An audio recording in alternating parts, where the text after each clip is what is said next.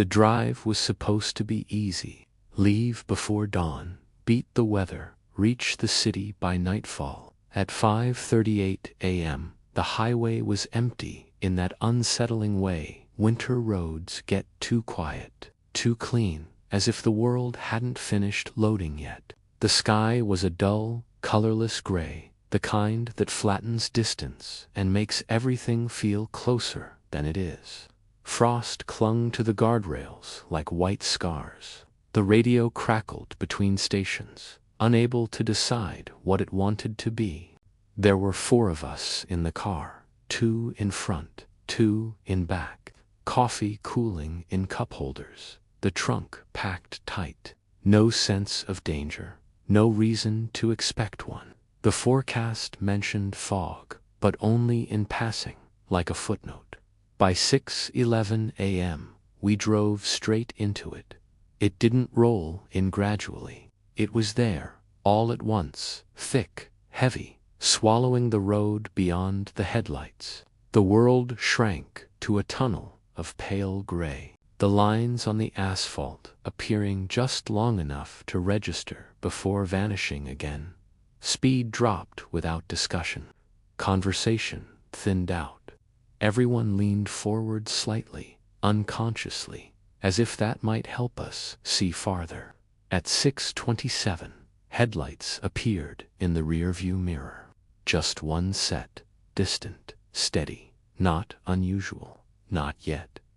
On a long drive, you expect company eventually. Someone always catches up, someone always passes. But this car didn't. It stayed back, perfectly centered in the lane behind us, its headlights diffused by fog into 2 dull orbs that never grew brighter, never faded.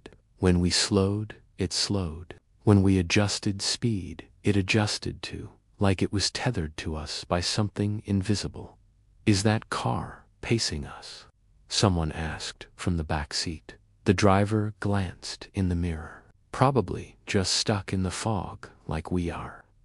At 7:02 a.m., we pulled into a rest stop. It was one of those forgotten places, 2 gas pumps, a flickering, fluorescent light, a bathroom with a broken lock. We needed caffeine, a reason to stretch, mostly a way to break the tension we hadn't acknowledged yet. As we slowed onto the exit ramp, the car behind us slowed too. As we turned into the rest stop, it turned in behind us. We parked near the entrance. The other car parked 2 spaces away, engine running, lights on. No one got out. We waited 10 seconds, 20, a full minute. The fog pressed in so tightly it felt like we were parked inside a cloud. Finally, the driver shut off our engine. The silence rang. "Maybe they're waiting for someone," someone said. "Maybe," someone else replied, not convincingly. We went inside in pairs, bought coffee we didn't want, used the bathroom we didn't trust. Through the smeared glass of the convenience store, we could still see the headlights outside, glowing through fog-like eyes that didn't blink. When we came back out, the car was gone. Relief came too fast, too easily. We got back on the highway at 7:19 a.m. The fog thickened as the road climbed. Trees appeared and vanished at the edges of vision. Mile markers slipped by, unreadable until it was too late. At 7:31, headlights appeared behind us again. Same distance, same position, same dull glow. "No," the driver said quietly. "No way." We changed lanes. The car changed lanes. We slowed to 10 under the limit. The car stayed 10 under. We sped up briefly, heart pounding. The car did not fall back. It did not close the distance. It held exactly where it had been, as if it knew something about spacing we didn't. "That's not normal," someone whispered. By 8:10 a.m., we had driven nearly 80 miles like that. The fog never lifted. The road never widened. No exits, no towns, Just trees, guardrails, and that car behind us, patient and constant. We tried to see details, make, model, color, but the fog erased everything except the headlights and the suggestion of a dark shape behind them. At 8:22, we passed a semi-truck pulled over on the shoulder, hazard lights flashing weakly. As we passed, the driver looked up, face pale, eyes following us. The car behind us slowed as it passed the truck, took the semi's lights, disappeared into the fog. The radio came alive suddenly at 8:47, a burst of static resolving into a voice mid-sentence. Visibility near zero. Multiple reports. Advised to pull over if the signal cut out again. We discussed calling the police, then realized we had no signal. 0 bars. The phones might as well have been dead weight. At 9:13 a.m., we made a decision. At the next exit we would get off. We didn't care where it led.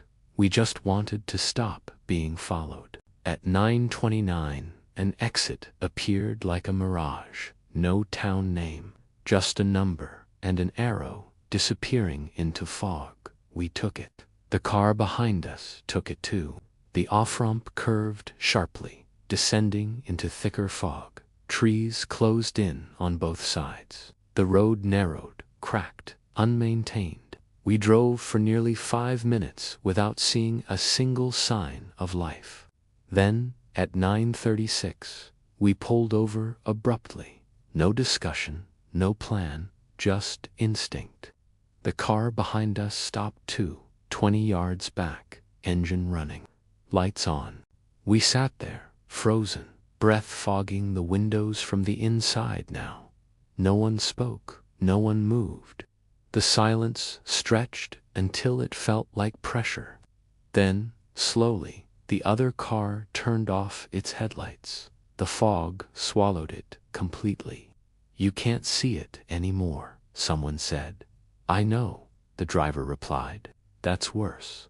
We waited 30 seconds, a minute, to nothing happened. Then the engine sound changed. The car didn't move forward. It reversed, backing slowly into the fog until it was gone entirely. We waited another 5 minutes before pulling back onto the road. When we reached the highway again at 9:52, the fog thinned slightly, just enough to see farther ahead, just enough to convince ourselves it was over. At 10:14 a.m., the headlights returned, this time closer, not aggressively, not rushing, just nearer than before. "That's impossible," someone said. It went the other way. No one responded. By noon, we had driven nearly 200 miles. The fog finally began to lift in uneven patches, revealing stretches of open road, pale winter fields, distant hills. Traffic increased. Other cars appeared, passed us, disappeared ahead. Normal life seeped back in, slow and uncertain. The car behind us remained. At 12:41 p.m., we crossed into the outskirts of a town. Stoplights, gas stations, signs of people. The driver exhaled, a long breath he'd been holding all morning. At the first red light, the car behind us stopped too. For the first time all day, it pulled closer. Close enough that we could see the front of it clearly. It was an older sedan, dark color. Road grime streaked across the hood. The windshield was clear. The driver's seat was empty. No one was inside. The light turned green. We drove. The car behind us stayed where it was. When we looked back again, it was gone.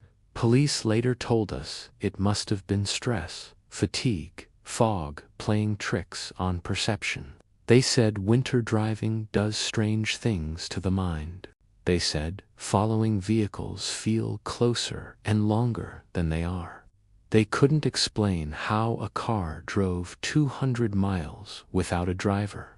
They couldn't explain why traffic cameras showed it behind us on the highway, 4 hours always present, always centered, never overtaking, until it vanished at that intersection, leaving nothing behind but a gap in the footage where it should have been. We finished the drive in silence. And even now, years later, when winter fog closes in and headlights appear in the mirror, no one in that car ever assumes they're just being passed. Because sometimes, on long roads in bad weather, something doesn't want to arrive. It just wants to follow.